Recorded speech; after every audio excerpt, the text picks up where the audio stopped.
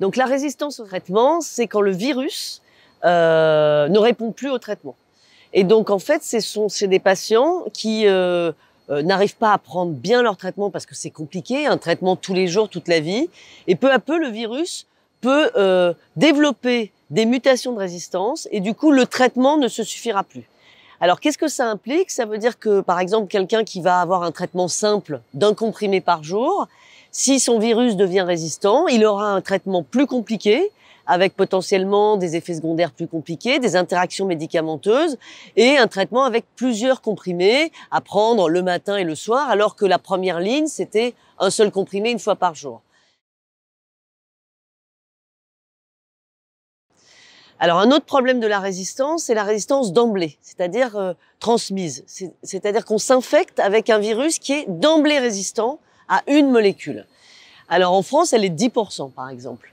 Et donc, 10% des gens qui s'infectent, qui n'ont jamais pris de traitement, ont d'emblée un virus résistant.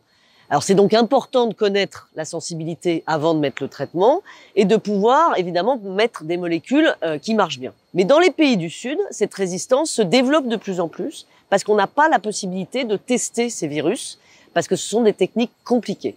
Et donc, ça devient un problème, un peu comme on a eu pour le paludisme, de résistance primaire qui se développe dans les pays du Sud et qui peuvent de nouveau, potentiellement, circuler au niveau international et voilà, être des vrais problèmes au niveau mondial. Alors en fait, plus on avance, plus on a des traitements très efficaces et dits pardonnants, c'est-à-dire des traitements qui pardonnent un arrêt ou une interruption très courte. Mais quand on n'est pas sous ces traitements-là, la résistance se développe très vite. Et donc ça dépend les traitements que l'on prend et ça dépend un peu la durée. Quelqu'un qui va être, la première année, ça va bien se passer, mais après, c'est tous les jours, toute la vie, un traitement. Donc, on peut, à un moment ou un autre, lâcher un peu la garde. Et du coup, le virus, lui, il ne la lâche jamais, la garde. Le virus, il est tapi dans l'organisme, planqué, et à chaque moment qu'il y a une concentration trop faible, il va répliquer, et il va répliquer avec ses mutations de résistance. Et ces mutations de résistance, elles pourront ensuite être transmises. C'est toujours majeur de soutenir la recherche, et principalement pour les médicaments, parce que nous avons besoin toujours de nouveaux médicaments.